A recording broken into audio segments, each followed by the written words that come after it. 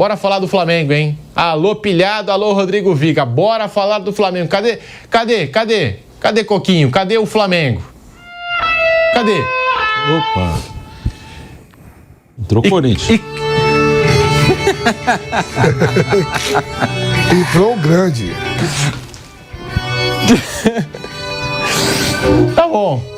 Tá bom. Mas e pior que eu tava pedindo a Ferrari. Cadê a Ferrari rubro-negra?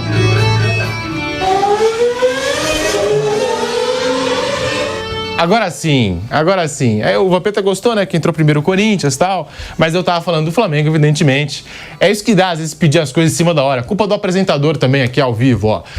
E o Flamengo voltou. O Flamengo reagiu depois da derrota para o Central Córdoba. Alô, Rodrigo Viga. Alô, pilhado. Deu Flamengo 2-0 lá no Sul. É difícil enfrentar o Grêmio jogando lá em Porto Alegre.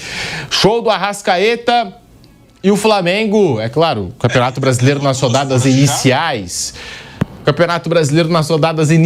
Mas o Flamengo é o líder da competição com 7 pontos. E o Flamengo que venceu o Grêmio fora, venceu o Vitória fora, por enquanto 100% de aproveitamento como visitante. E esses pontos podem fazer a diferença lá na frente, Bruno Prado. Deu Flamengo, deu Mengão, 2-0 com o show do Arrasca. O Flamengo tem um time forte, né? O Flamengo vai brigar pelos principais títulos. É que sempre que o Flamengo perde, é um drama todo, né? E claro, foi uma derrota ruim, sim, para o Central Córdoba, inesperada. Mas é um time forte. O grande desafio agora é o jogo da LDU lá em Quito, né? Isso aí pode começar a dar uma enrolada no grupo da Libertadores, mas isso é coisa mais pra frente. Mas ontem uma boa vitória, o time do Flamengo é bem melhor que o time do Grêmio. O Grêmio realmente é um time que vai brigar, acho que na segunda metade da tabela. Não imagino o Grêmio entre os 10 primeiros, como ano passado já não ficou. Ano passado teve a questão também das enchentes em Porto Alegre, que atrapalhou, claro, foi uma coisa terrível para o Grêmio, para todo o estado do Rio Grande do Sul, e o Grêmio ficou sem o seu estádio por um bom tempo, mas não é um bom time, o time do Grêmio. E o Flamengo é um time muito forte. Ontem com o seu time completo, venceu, e aí a gente vê, até agora, 3 rodadas completas, ou seja, 30 jogos, só o Flamengo e o Palmeiras venceram fora de casa. Palmeiras, vão dizer, venceu porque marcaram um pênalti que não foi contra o Sport. Tá bom, é verdade. Mas são os times que são os favoritos a lutarem pelo título. E ganhar fora é um diferencial. O Campeonato Brasileiro é um campeonato que não é tão fácil você ganhar fora. Você chegar em Caxias e ganhar do Juventude não é fácil. Eu tô falando dos times que teoricamente vão brigar embaixo. Você ir lá no Barradão e ganhar do Vitória não é fácil. Ganhar do Ceará no Castelão não é fácil. Ganhar do Sport no Recife não é fácil. Então ganhar fora é um diferencial. E até agora só o Flamengo e o Palmeiras, em 30 jogos do campeonato, conseguiram vencer. E o Flamengo, essa semana, vai ter Juventude em casa e o clássico com o Vasco também no Maracanã. Então é uma boa oportunidade aí do Flamengo fazer 6 pontos. E o Palmeiras tem um jogo duríssimo quarta-feira contra o Inter no Beira-Rio, que é um jogo normal do Palmeiras perder ponto. Então o Flamengo aí tem uma boa oportunidade de assumir a liderança isolada, mas vai ser essa briga com o Palmeiras e talvez mais alguém se meta aí, que eu imagino que se tiver um terceiro elemento vai ser o Inter, nessa briga aí pelo título brasileiro. Na rodada passada, Flamengo e Palmeiras foram os únicos visitantes a pontuarem, a vencerem os seus jogos. Na primeira rodada, nenhum. Na primeira rodada, nenhum. Na segunda rodada, Flamengo e Palmeiras foram os únicos visitantes que venceram. E dessa vez, o único visitante que venceu aí na terceira rodada foi o Flamengo. Lá em Porto Alegre, contra o Grêmio, 2-0, 2 gols do Arrascaeta, que a gente sabe, o Arrascaeta inteiro faz toda a diferença pro Mengão. Vampeta? Então, o Flamengo vem nos últimos anos aí tendo um elenco badalado, né? Jogadores importantes, jogadores internacionais, né? E o grande concorrente mesmo na América do Sul, você vai pegar o River, porque, jogar lá no Monumental, 90 mil, 100 mil pessoas, né? O Galhardo já treinador que conquistou muita coisa com o River. E aqui pelo Campeonato Brasileiro, lógico que o Flamengo tem 2 jogos duríssimos fora de casa agora, pela Libertadores. Pega o LDU e Quito, e depois volta e sai de novo, vou pegar o Central Córdoba, né? Mas Libertadores não é agora, vamos falar do brasileiro. O Palmeiras é outro time badalado. O Palmeiras agora já tinha organização financeira e jogadores importantes. E agora o Palmeiras tem jogadores de destaque. Você pega aí, Paulinho, Vitor Roque, para não recuperar do Vitor Roque, Rafael Veiga, jogador dali do meio campo pra frente, todo mundo de seleção, cara. O Facundo Torres, né? Também, seleção Uruguai. O menino tá saindo, né? Vai embora. O Estevão. Quer dizer, o Palmeiras tá agora com jogadores badalados, igual os jogadores do Flamengo, e vai ser uma briga boa eles dois. Por isso que esses dois times ganharam fora de casa. É fácil ganhar? Não, mas eles vão lá e trazem os 3 pontos. Por exemplo, o Flamengo foi lá contra o Vitória, massacrou o Vitória no primeiro tempo, sofreu um empate, parecia que ia voltar com um empate de 1-1. Numa jogada lá, o Bruno Henrique vem e faz o gol no final. O Palmeiras, aqueles lances questionáveis lá contra o Sport, mas trouxe os 3 pontos. O Palmeiras vai e sai de novo. Ganha do Sport em Cristal.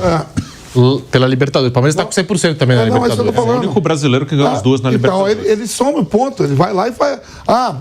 Foi pênalti, pra mim não foi nada. Foi nada no Rafael Veiga, mas o juiz deu pênalti. 3 pontos. Tá lá. Vai questionar os erros da arbitragem. No final de tudo, termina o jogo, vai lá mandar a reclamação pra FIFA, pra Conmebol, pra CBF, aí mandou lá pro Campeonato Paulista, mandou pra Federação Paulista. Uma semana depois falou, vimos que vamos pênalti, mas estou eliminado. O Palmeiras vai estar trazendo os pontos. E daqui a pouco a gente vai falar de um lance aí polêmico nesse jogo Flamengo e Grêmio, o lance lá do Gerson. Daqui a pouco a gente vai trazer aqui. Mas a arbitragem no Brasil, você vai ganhar e perder pontos. Toda rodada, mesmo com o VAR, a gente vai ser sempre, são 10 jogos. São 10 jogos. Sempre alguém vai ter algum jogo ou outro.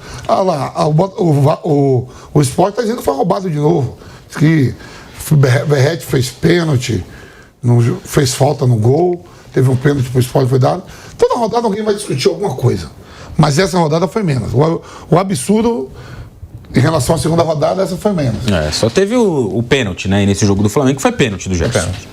Eu mudei de opinião. Confesso que é um pênalti. Quando eu assisti pela primeira vez, achei que não tinha sido pênalti, mas depois, acompanhando vários ângulos, e você também confere ali a opinião dos árbitros, um deles, o Rafael Porcari, mandou aqui pra gente, e tem razão que o Gerson acaba ampliando demais, abriu demais, correndo o risco, né? E a regra... Quem foi? Bruno não é nem a Abreu, regra, mas a orientação é essa, né? Quem foi? O jogador corre o risco. Ramon Bate-Aberto. Quando o jogador tá com o braço muito aberto, ele corre o risco de cometer uma infração, é o que diz a orientação da arbitragem. Raí Monteiro deu Flamengo 2-0.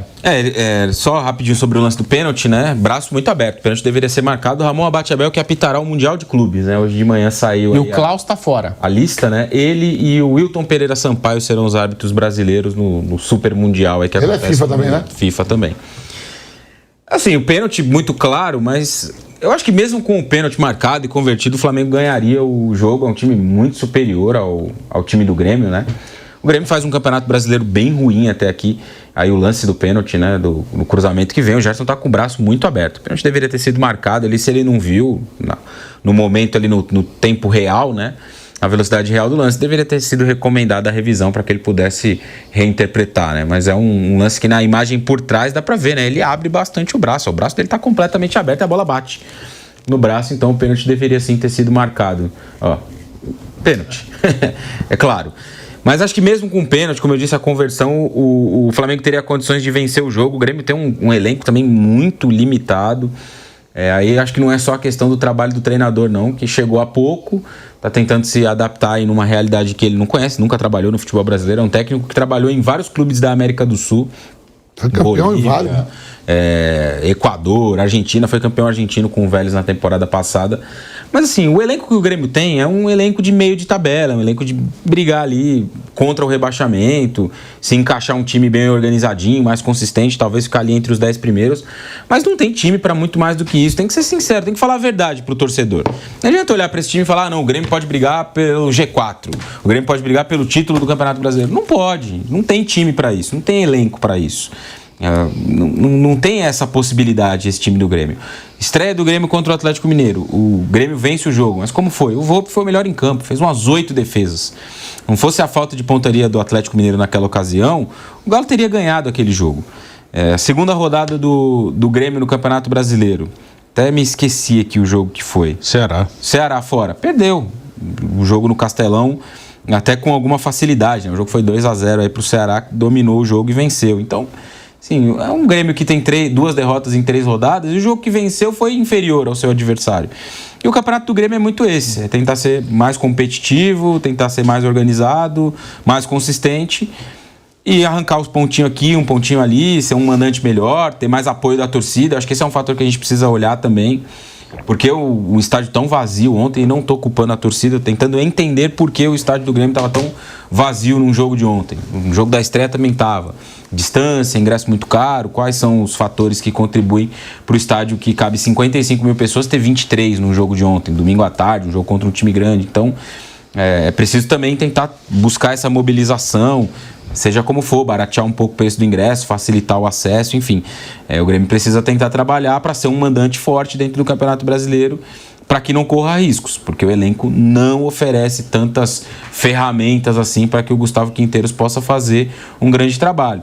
Poderia ser um pouco melhor? Talvez sim, mas não sei se o Grêmio está jogando muito abaixo do que a média desse elenco permite a ele. E o Flamengo é um time que, obviamente, vai brigar na parte de cima, vai brigar pelo título do campeonato. 7 pontos em 2 rodadas.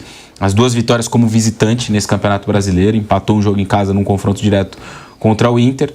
Passada a histeria do jogo de quinta-feira, né? Quarta-feira, onde o Flamengo de fato foi muito mal, jogou com um pouco de soberba aquele jogo, achou que venceria a qualquer momento, e foi muito claro que foi isso mesmo. Volta-se aí a realidade do time. Um bom jogo, uma vitória e a manutenção da briga ali na parte de cima da tabela. A gente estava acompanhando aqui os melhores momentos, é o velho problema do Flamengo. A bola é oferecida aos jogadores em boas condições para finalizar e os jogadores não conseguem balançar as redes, porque o placar poderia ter ficado mais elástico, 3-4-0 para o Flamengo, pelo volume de jogo apresentado pelo Mengão.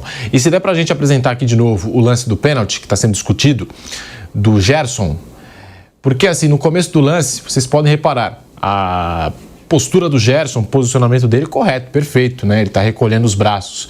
E aí, de repente, ele abre o braço, né? E aí corre o risco. Não chega a ser uma regra, mas é a orientação para a arbitragem. Eu até conferi hoje na coluna do nosso Rafael Porcari e ele destaca isso, é a orientação da arbitragem. O jogador que abre o braço dessa maneira corre o risco, sabe que pode causar uma infração no jogo, como uma penalidade. E gerou polêmica esse lance aí do Gerson, muito reclamado pelos jogadores do Grêmio, pela diretoria do Grêmio, pela torcida do Grêmio, enfim, todo mundo protestando com esse lance. Vampeta e Bruno Prado. Ontem eu falei que, por mim, todo mundo já sabe qual é a minha regra, mas eu não sou da Bold, então para mim bateu na mão tem que ser pênalti. Mas aí todo mundo falou, eu tava vendo os comentaristas, alguns falando que foi pênalti, como o nosso querido Porcari, e outros dizendo que não, que primeiro desviou na barriga do Gerson. É interpretativo, né? Eu daria o cal na hora. Bom, eu falei ontem no programa que eu não daria, não. Acho que ele vem correndo, acho que não foi com uma intenção de bloquear. É um lance que é discutível, não acho que é um lance absurdo.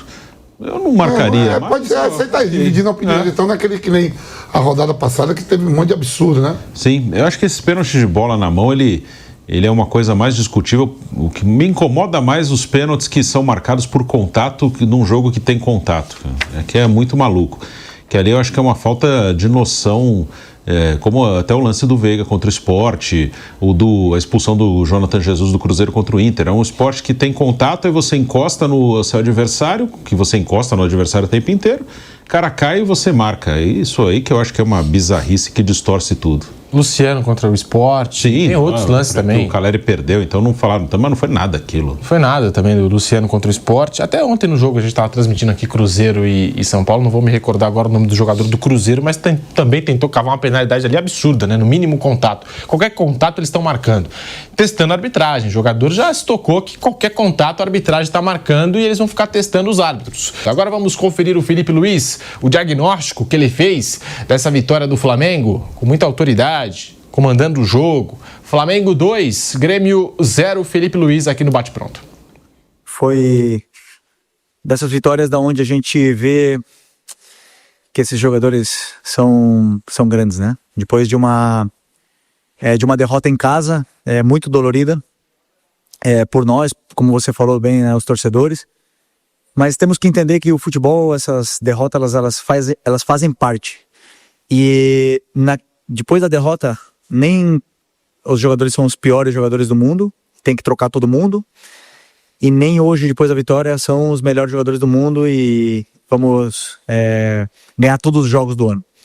Então esse equilíbrio é o que os grandes jogadores conseguem alcançar, né? Porque depois da derrota, o normal é que o time perdesse a confiança, mas ao contrário do que se viu, desde o primeiro minuto, os jogadores dominando bolas difíceis, tentando jogar, botar a bola no chão em todo momento e achando passes difíceis, os domínios sempre orientados, segundo o que o jogo pedia. Nunca nos deixamos influenciar nem pela derrota, nem pelo jogo fora de casa. E isso realmente demonstra somente uma coisa: o nível dos jogadores, o nível dos atletas que estão hoje no Flamengo. Tá aí a palavra do Felipe Luiz, técnico do Flamengo. Flamengo 2-0 com o show do Arrascaeta. O Arrascaeta que se tornou o segundo maior artilheiro estrangeiro da história do Flamengo, hein? O Arrascaeta com esses 2 gols marcados. E no jogo contra o Tátira, Flamengo sem Gerson naquela ocasião, sem Arrascaeta, como esses jogadores fazem falta, né, no meio de campo do Flamengo. Agora teve essa derrota pro Central Córdoba, o Flamengo agora reage no Campeonato Brasileiro, uma atuação muito convincente, fora de casa contra o Grêmio, mas como o Arrascaeta é importante, não é, Bruno Prado, para esse Flamengo, para a criação desse Flamengo, o Arrascaeta inteiro, ele tem sofrido com problemas físicos. Ele é um cara diferente do Flamengo. Eu costumo falar aqui bastante, né? Um elenco muito bom, mas diferentes ali são 3 ou 4. E às vezes dá a impressão que todo mundo é craque, não é? E ele é um dos caras diferentes do Flamengo. Ele hoje não tem a mesma frequência de grandes atuações como ele já teve em outros anos, porque está mais velho e ele sofre bastante com lesão muscular, então às vezes ele fica fora e quando volta demora um pouquinho para se acertar. Mas é um jogador extremamente qualificado, decisivo para o Flamengo, está na história do Flamengo, é um ídolo histórico do Flamengo. Muitas vezes tem que esperar acabar a passagem para dizer, né? Isso aí eu acho que não tem que. Eu acho que tem coisas que são muito claras, né? O Arrascaeta é um cara que está na história do Flamengo, que daqui a 10, 20, 30 anos, quando forem falar quem são os grandes ídolos do Flamengo, ele vai estar lá. Ele e vários aí dessa geração, Bruno Henrique vai estar, Gabigol vai estar. Teve os últimos anos muito controversos, mas ele vai estar como um dos grandes ídolos da história do Flamengo. O Gerson vai estar. Então o Arrascaeta está nesse grupo. Ele, contra o Vitória, semana passada, ele decidiu o jogo, fez o gol pro Flamengo. Ele fez o primeiro, né? O segundo foi do Bruno Henrique. E agora com 2 gols. Então quando ele está bem, ele é um cara que desequilibra, que faz diferença. O Arrascaeta que é o artilheiro do Campeonato Brasileiro, 3 gols ao lado do Verratti, que brilhou na vitória do Vasco por 3-1 contra o Sport Recife. Boa presença de área, um jogador que vai muito bem ali no jogo aéreo, Verratti e Arrascaeta, os artilheiros do Campeonato Brasileiro, 3 gols aí para cada. E o Felipe Luiz, nós temos, né, a palavra do Felipe Luiz, destacando o jogo do Arrascaeta, também falando como que o Flamengo deu a volta por cima, depois aí dessa derrota na Libertadores, no Maracanã para o Central Córdoba, como reagiu às críticas. Então a gente tem aqui o técnico do Flamengo, Felipe Luiz, no bate-pronto da Jovem Pan. Uma das coisas positivas, eu falei, nem tudo foi um desastre no outro dia, eu falei isso na coletiva. Uma das coisas positivas foi o Arrascaeta no outro dia, que ele jogou bem. E porém, não foi nossa noite, mas hoje sim, né? Hoje são desses jogadores que nós temos que aproveitar enquanto está aqui, porque é um jogador especial. Ele é diferente. Ele faz a diferença. E eu já falei muitas vezes, vou falar de novo, é um jogador que escolheu, um jogador desse nível, escolheu passar os melhores anos da sua carreira no futebol brasileiro. Isso nós temos que valorizar muito, tá? E vão viver momentos ruins, e vão vir cobranças, mas esse Arrascaeta aí são poucos os que pisaram aqui no Brasil. São poucos estrangeiros que pisaram no Brasil e fazem o que ele faz. Tá aí o Arrascaeta fazendo história, ultrapassou o Maestro Júnior em gols no Flamengo, tá até aqui no nosso GC. Raí Monteiro, Arrascaeta, o nome do jogo, o primeiro gol ali contou até com uma boa jogada do Flamengo, contra-ataque, né? E o Edenilson tenta cortar aquela bola e o Arrasca acaba ganhando na frente. E o segundo gol também, belo gol do Arrascaeta, artilheiro do Brasileirão, Raí. Artilheiro, né? Ao lado do Verratti, 3 gols cada um já marcou nesse Brasileirão. O Arrascaeta é um excelente jogador, né? Um dos melhores aí nessa história recente do Flamengo. Todos esses títulos conquistados de 2019 para cá, ele foi importante em todos eles, né? Junto com o Bruno Henrique, junto com o Gerson, dos que estão ainda no elenco, né? A questão que muitas vezes apontada em outros lugares também sobre o Arrascaeta é a questão física dele, né? É um jogador que se machuca bastante, muito frágil nesse sentido, tem dificuldades para se recuperar. Felipe Luiz até falou recentemente sobre um plano feito para ele no campeonato estadual, durante o campeonato estadual, para que ele pudesse se condicionar bem. Acabou tendo uma lesão na seleção, tem voltado agora, mas ele inteiro, bem fisicamente, é um fator determinante aí para o Flamengo em todas as disputas. Então, o ponto em relação a ele, muitas vezes é só esse, né? Porque às vezes a gente discute aqui o Arrascaeta e tal, e aí o torcedor fala, mas vocês não gostam do cara, tiram ele do time, ou falam que ele não joga nada. Não é isso. Só aponta muitas vezes que ele se machuca demais e muitas vezes fica fora. Ele bem, saudável, 100%, é titular com o pé nas costas, porque é um jogador muito diferente. E tem mostrado isso nesse começo de Campeonato Brasileiro.